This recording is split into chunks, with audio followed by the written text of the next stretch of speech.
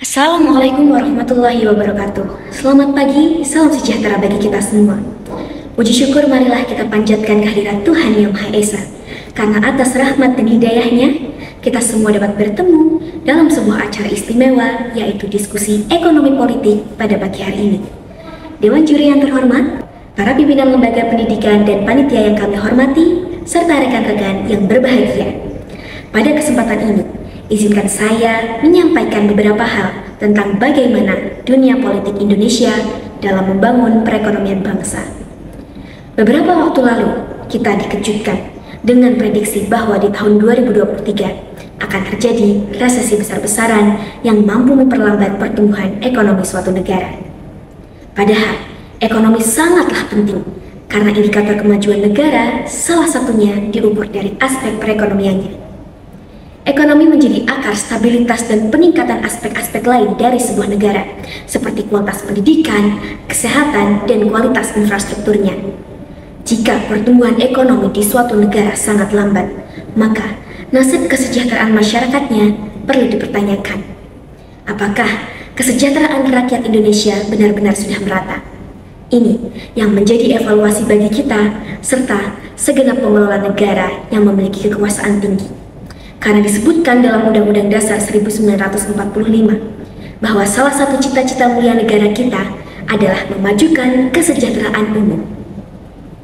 Pasal 33 ayat 2 dan ayat 3 Undang-Undang Dasar 1945 mengeluarkan maklumat yang sangat jelas bahwa pemerintah memiliki peran yang sangat besar dalam kegiatan ekonomi. Pemerintahlah yang membuat kebijakan-kebijakan sebuah negara.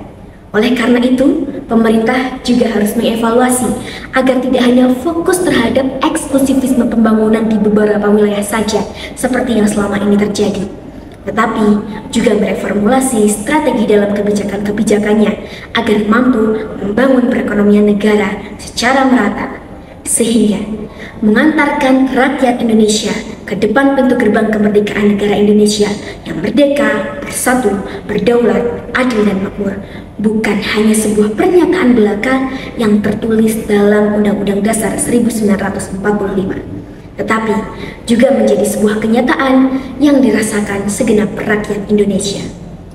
Bagaimana pemerintah meminimalisasi dampak resesi dunia di tahun-tahun yang akan datang harus memanfaatkan strategi yang diatur dalam tiap-tiap kebijakannya. Kebijakan-kebijakan yang dapat diterapkan adalah dengan mengupayakan pemerataan pembangunan ekonomi di setiap penjuru negeri. Selama ini, pembangunan dan aktivitas ekonomi hanya terpusat di wilayah Jawa saja, sehingga wilayah lain mengalami keterlambatan pertumbuhan ekonomi. Potensi-potensi sebuah wilayah di luar sana hanya menjadi sebuah potensi yang belum terrealisasi. Apakah ini karena ketidakmerataan sumber daya alam dan ketidakmerataan sumber daya manusianya? Ataukah karena kesalahan pengelolaan potensi yang hanya menjadi sebuah imajinasi?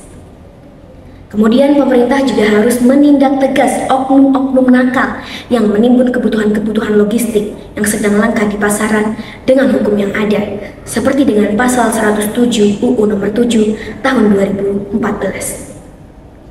Tidak hanya pemerintah, kita juga harus memberi dukungan kepada UMKM dengan mengkampanyekan upaya penggunaan produk-produk dalam negeri. Terdapat upaya bagus dari Kemenparekraf Sandiaga Uno yang perlu kita dukung, yaitu mengutamakan UMKM saat membeli barang daripada membeli produk-produk dari luar negeri. Ini harus kita pertimbangkan dan kita dukung.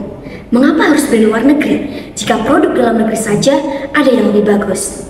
Padahal dengan membeli produk dari UMKM tidak hanya mendapat kualitas yang tak kalah bagus dengan harga yang lebih terjangkau, tapi kita juga mampu menyokong UMKM untuk menumbuhkan perekonomian negeri. Tidak hanya itu, pemerintah juga harus memprioritaskan potensi sumber daya alam negara untuk kebutuhan negara terlebih dahulu. Jika kebutuhan pokok suatu negara sangat tinggi dan komoditas negara masih tersedia, maka pemerintah dapat memprioritaskan komoditas tersebut untuk digunakan terlebih dahulu, bukan malah sebaliknya yang melakukan impor barang dari luar negeri untuk menutupi permintaan pasar. Sedangkan di sejumlah daerah di Indonesia, barang tersebut masih tersedia. Hal ini tentu saja akan merugikan para penyedia komoditas di dalam negeri karena di pasaran hasil komoditasnya tidak laku. Jika demikian, maka yang akan terjadi adalah ketidakstabilan ekonomi, khususnya bagi rakyat kecil. Demikianlah untuk membangun ekonomi di tengah isu resesi. Kita harus mengevaluasi diri agar semata-mata tidak hanya pembangunan eksklusivisme infrastruktur saja yang dilakukan, tetapi juga pembangunan ekonomi dari berbagai lapisan masyarakat. Baik Dewan Juri dan Panitia serta rekan-rekanku yang berbahagia, banyak hal yang masih harus saya sampaikan. Namun karena waktu sudah usai, mari kita cukupkan. Semoga apa yang telah saya sampaikan dapat menjadi sebuah refleksi dunia pemerintahan untuk memajukan perekonomian yang merupakan akar dari sebuah kemajuan. Sekian, mohon maaf apabila terdapat kesalahan. Wassalamualaikum warahmatullahi wabarakatuh.